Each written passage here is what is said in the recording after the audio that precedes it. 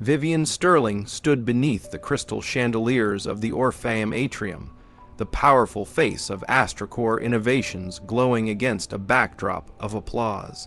Cameras flashed, investors smiled. The annual gala was perfection, tailored suits, champagne laughter, a skyline shimmering beyond glass walls. Vivian wore white, sharp and immaculate, like control stitched into fabric. She had built an empire the world admired. They called herself made, visionary, untouchable, but myths are fragile things, and this one was about to fracture.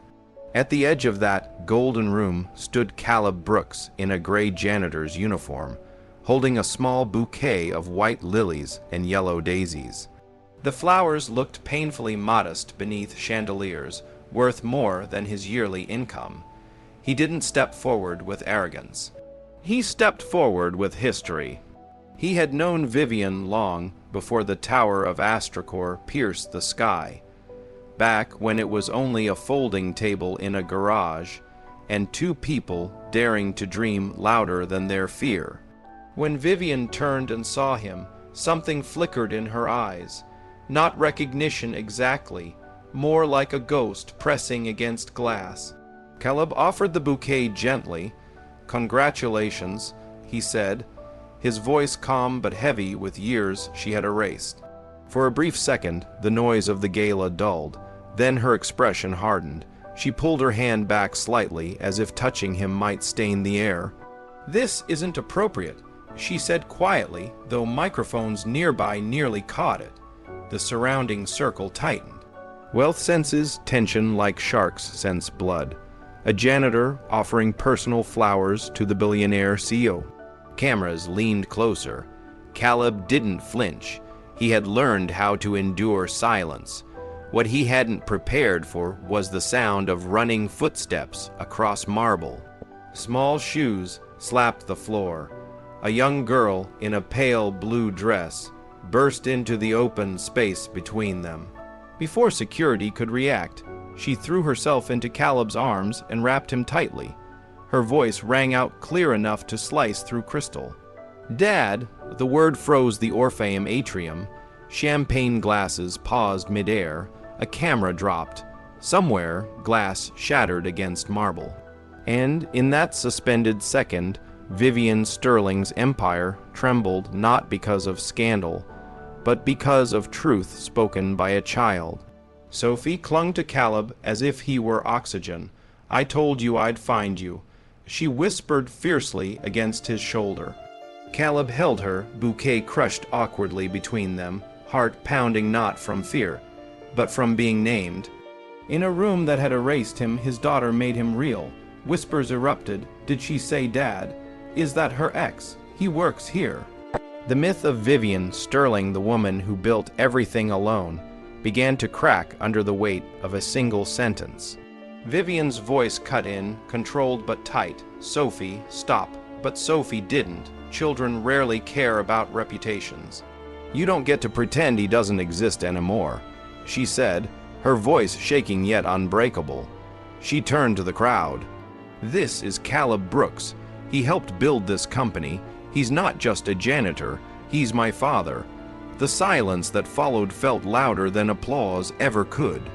To understand why this moment shattered everything, you have to go back years before AstraCore Innovations was a global force. Back to when Vivian and Caleb shared instant noodles in a garage, lit by hope and borrowed electricity. Caleb worked construction by day and helped Vivian prototype circuits at night. He paid rent when investors laughed. He stayed awake when she doubted herself. He believed before the world did. But success changes oxygen levels. As AstraCore grew, so did scrutiny. Investors preferred cleaner narratives. Vivian learned quickly that being a self-made billionaire sold better than being a woman who built something beside a black man with calloused hands and a past that didn't photograph well. And slowly, almost invisibly, Caleb disappeared from interviews, then documents, then stories, until eventually he disappeared from her life. The divorce had been swift, controlled, legal language replacing shared memories. It's temporary, she had said when restricting his access to Sophie. Until things stabilize, but temporary became distance.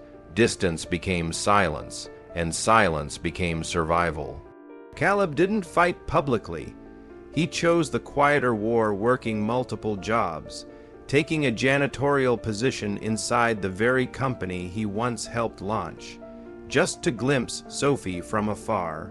A star sticker left on a parking window, a note tossed near a trash bin reading, "I know you're here." Their love existed in coded fragments, and now that hidden history stood exposed beneath chandeliers. At the gala, Sophie's voice rose again. "You stopped him from coming to my recital. You punished me for loving him." The crowd shifted uncomfortably. Executives whispered damage, control strategies. PR directors typed frantically, but Vivian Steele Orchid of Westbridge stood rigid, face pale not from shame, but from collapse. Her brand had always been control, and control was slipping. Security gently escorted Caleb and Sophie toward a service corridor. The music resumed weakly, like a band playing at the end of a sinking ship. Upstairs, investors demanded explanations. Downstairs, in fluorescent light that didn't flatter anyone, father and daughter held each other and tried to breathe. "Are they going to take you away?" Sophie whispered. "No." Caleb said softly, "I'm not going anywhere." Above them, in a private lounge, advisors urged Vivian to deny everything. Call it confusion, reframe the narrative, protect the brand, but something inside her resisted the lie this time. Because when Sophie had shouted "Dad," Vivian hadn't just heard defiance. She had heard memory, the garage, the nights of doubt, the promise she once made never to become like her own father, a man who valued image over love. Later that night, Vivian went downstairs alone. No cameras, no security, just concrete floors and humming pipes. She found Caleb standing beneath harsh lights, bouquet still in hand, petals bruised but upright. "You shouldn't be here," she said quietly. "I work here," he replied. The simplicity of it unsettled her. They spoke not like enemies, but like survivors of something broken. Caleb didn't beg, he didn't accuse loudly. He simply told the truth. "I let you win because I didn't want Sophie to lose." And that sentence struck harder than scandal ever could. The next morning, Westbridge exploded with headlines, but instead of hiding, Vivian did something no one predicted. She called a press conference. No chandeliers, no glamour, just a podium and a woman stripped of myth. Caleb Brooks was there at the beginning. She said, voice unpolished, and I treated him as if he wasn't. Gasps filled the room. Investors panicked. Then she delivered the unthinkable. She resigned as CEO and transferred controlling shares into an employee trust. It wasn't a PR move, it was surrender. That evening, Vivian knocked on the door of Caleb's modest apartment.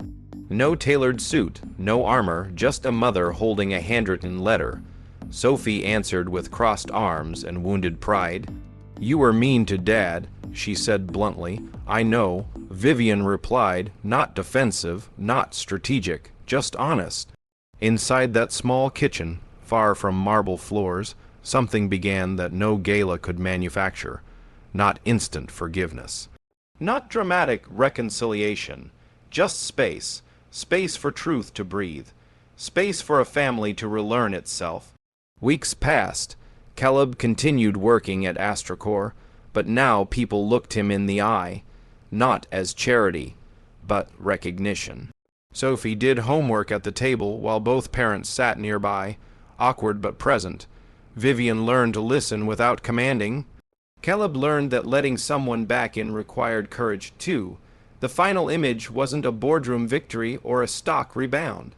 It was simple, a glass vase on a kitchen counter, fresh daisies this time, and a child glancing between her parents asking, "Are you both staying tomorrow?" Always, Caleb said. Vivian didn't promise forever. She said, "I'll try." And for the first time in years, trying was enough. Because sometimes empires don't fall from enemies. They fall from a child brave enough to say one word out loud, Dad. And sometimes the most powerful comeback isn't reclaiming a company, it's reclaiming your name.